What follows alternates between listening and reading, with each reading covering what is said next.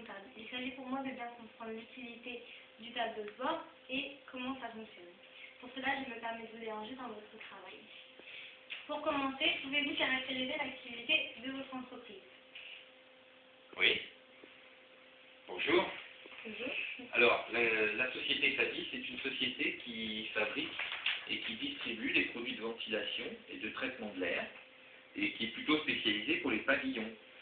Donc, les marchés de la société sont les grandes surfaces de bricolage et les grossistes professionnels, c'est-à-dire les électriciens et les plombiers. Voilà, ce sont les deux grands canaux de distribution qu'utilise la société. D'accord. Quels sont les indicateurs de performance? Alors, les indicateurs de performance sont de plusieurs types. On trouve tout d'abord le chiffre d'affaires de l'entreprise, ensuite le niveau de marge commerciale, c'est-à-dire la marge qu'il reste après la déduction des achats, et puis dans notre métier qui est un peu spécifique, les remises arrière que nous donnons à nos clients, puisque nos clients ce sont des grandes surfaces de bricolage et que nous avons des accords avec eux dans lesquels nous leur donnons des remises supplémentaires en fin d'année. Ensuite, c'est le niveau de rentabilité. Et enfin, un élément important pour nous, c'est le nombre de magasins qui sont clients. D'accord. De quoi est composé un bon tableau de bord? Alors, chez nous, le tableau de bord est composé de deux grandes parties. D'abord, un tableau de bord financier, donc qui reprend les éléments dont je vous ai parlé juste avant, c'est-à-dire le chiffre d'affaires, les achats, les frais généraux de la société, et puis le résultat d'exploitation. Donc ça, c'est la partie financière. Et ensuite, un deuxième tableau de bord qu'on appelle Qualifadis, puisqu'il va donner des informations liées à la qualité de l'entreprise, le nombre d'avoirs, le nombre de litiges, le nombre d'expéditions, le nombre de services après-vente. Donc c'est un tableau de bord qui va mesurer le niveau de qualité de l'entreprise. Voilà, donc deux tableaux de bord, un tableau de bord financier et un tableau de bord plus axé sur des indicateurs de qualité. D'accord.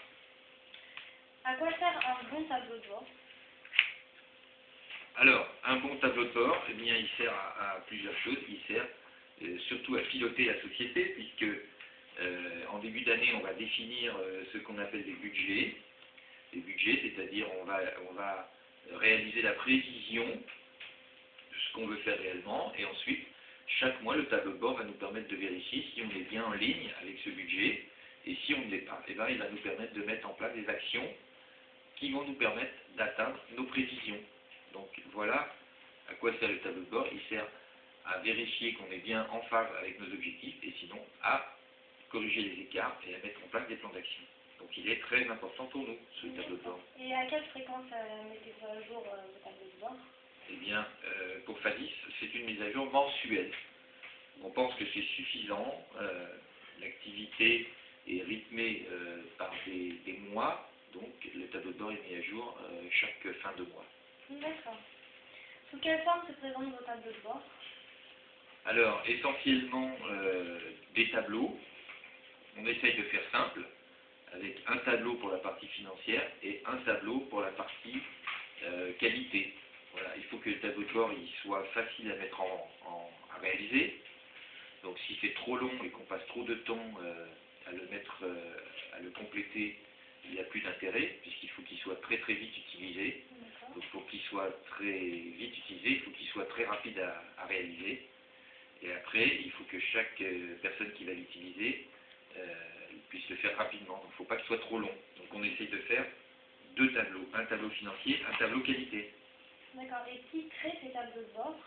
Alors les tableaux de bord sont créés par le service contrôle de gestion, ou le comptable. Chez nous, comme nous n'avons pas de service contrôle de gestion, c'est plutôt le service comptabilité, c'est le comptable qui va créer ces tableaux de bord, mais il le fait